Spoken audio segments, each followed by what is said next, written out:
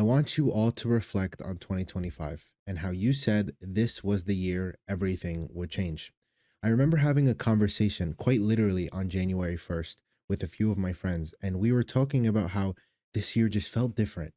This year felt like the year we were all going to make it. We were all going to break through, and 2024 was a terrible year. But this year, 2025, was going to be the year it all changes. You know what's funny? None of us actually changed anything. I mean, in terms of actual situations and circumstances, not much really changed. And I'd argue that's probably the case for a lot of you guys. So, what does it mean when we say, this year is my year? You're always taught to dream big and shoot for the stars, but it makes no sense to shoot for the stars when you don't have a rocket ship to fly. At the end of the day, you fall to the level of your standards, not the goals that you set.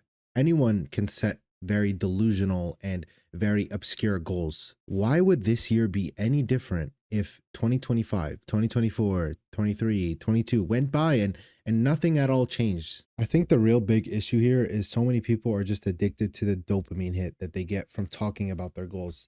I mean, how many people do you know that talk about these obscure goals but actually don't achieve any of them? And it's probably most people in your life. Then there's another layer to this where some people end up being very upset that they didn't reach their goals, so they'll try and tear down other people's goals. And believe it or not, this is way more common than you would think. It's all over social media spaces like TikTok, Instagram, YouTube. So how do we avoid this, right? Like, what is the solution? What is the cure all for someone like this who's lazily ambitious and every single year says this year is going to be my year? Well, the cure all is to start right now.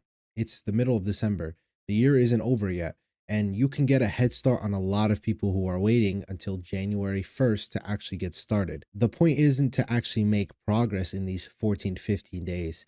The point is to set a precedent. The new year doesn't define you. It might sound more convenient to approach a new goal on a day where everyone else is trying something new. While it may be more convenient, it is definitely holding you back mentally. In the same way, someone will ego lift at the gym, or someone will go for a run in the freezing cold with 2 hours of sleep. Does it make any sense from a scientific perspective or a health perspective to stay up until 5 a.m. to work on your business and then wake up at 7 a.m. to go to work?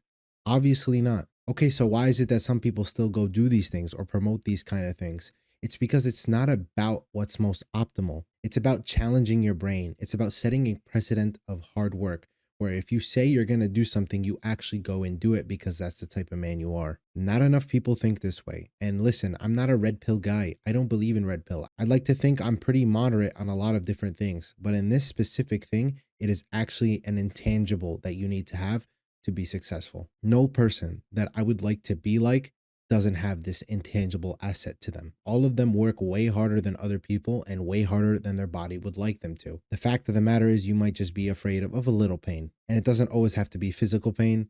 It's a lot of mental pain, and you're afraid of growing. So if you really want to make 2026 your year and shoot for the stars and make something happen, maybe it's time to buy a rocket ship.